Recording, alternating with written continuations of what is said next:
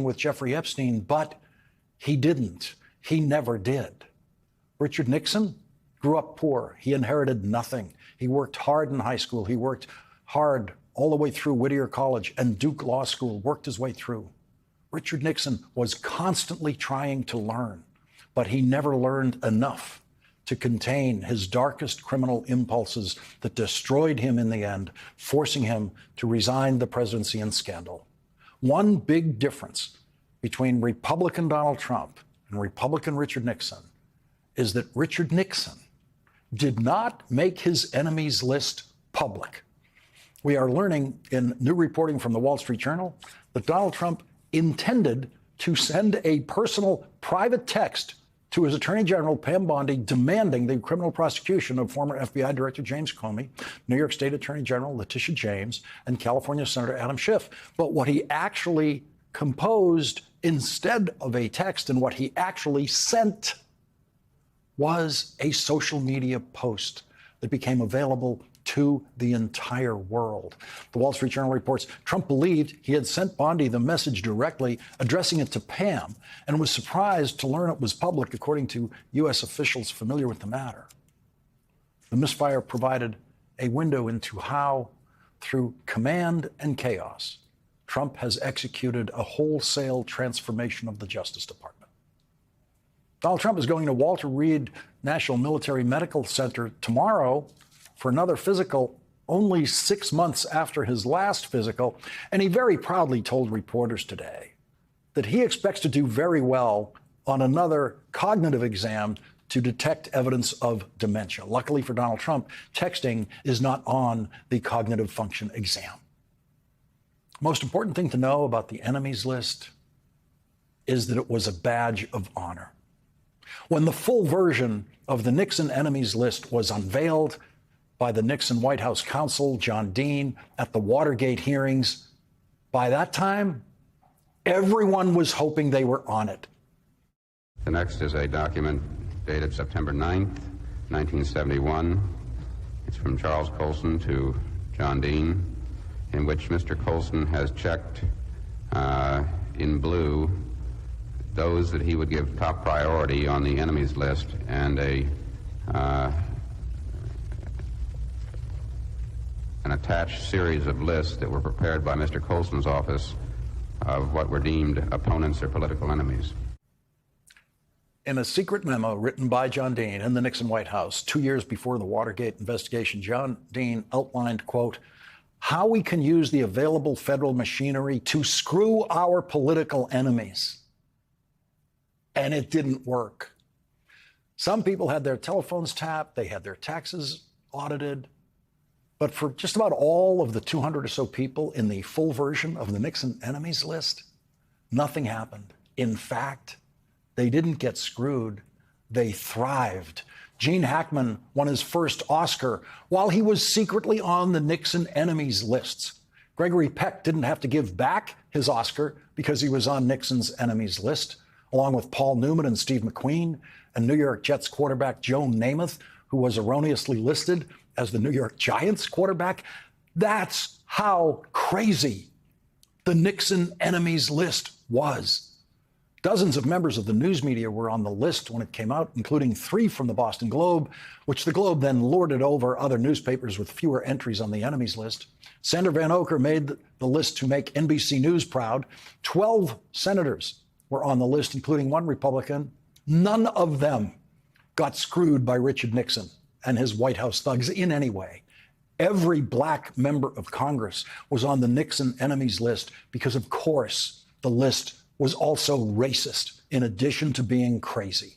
Harvard could not have been prouder of its most famous professor at the time, economist John Kenneth Galbraith, for making the Nixon enemies list. Yale's president was on the Nixon enemies list. Harvard Law School's dean was on the Nixon enemies list. And the most famous surgeon in America at the time, Texas heart surgeon Michael DeBakey, for some Nixonian reason, was on Nixon's enemies list. The most famous conductor and composer in America at the time, Leonard Bernstein, was no one's enemy except Richard Nixon's. And he could not have been prouder. And so the badges of honor are being awarded once again, and it will end the same way. Donald Trump's enemies list is the badge of honor of our era. And today, New York State Attorney General Letitia James got one of those badges when the same possibly illegally appointed acting U.S. attorney who indicted James Comey indicted Attorney General James.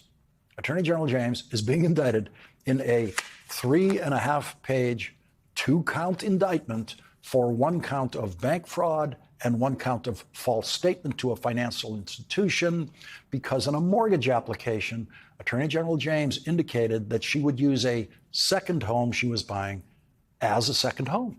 And then at some time after that, after she bought the home, she apparently, according to the indictment, that home, quote, was not occupied or used by James as a secondary residence and was instead used as a rental investment property, renting the property to a family of 3. Now, millions of people in America have done exactly that. Millions of people in America have obtained mortgages for their primary home or their secondary home and then decided at some point to rent out that house. And none of them thought they had to then immediately refinance their homes because they didn't. They were just renting out their property.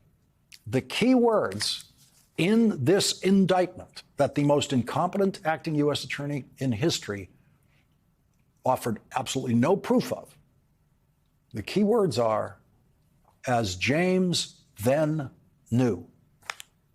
This indictment presents as a fact that Attorney General James knew when she was filling out the application form that she would later rent out the house.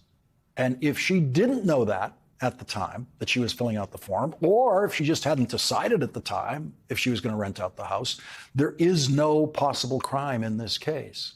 This is a state of mind crime. And the prosecution doesn't know her state of mind. The prosecution will never be able to prove what they claim is a fact. The indictment says James represented and affirmed in uniform residential loan applications and related documents that the property would be used as a secondary residence.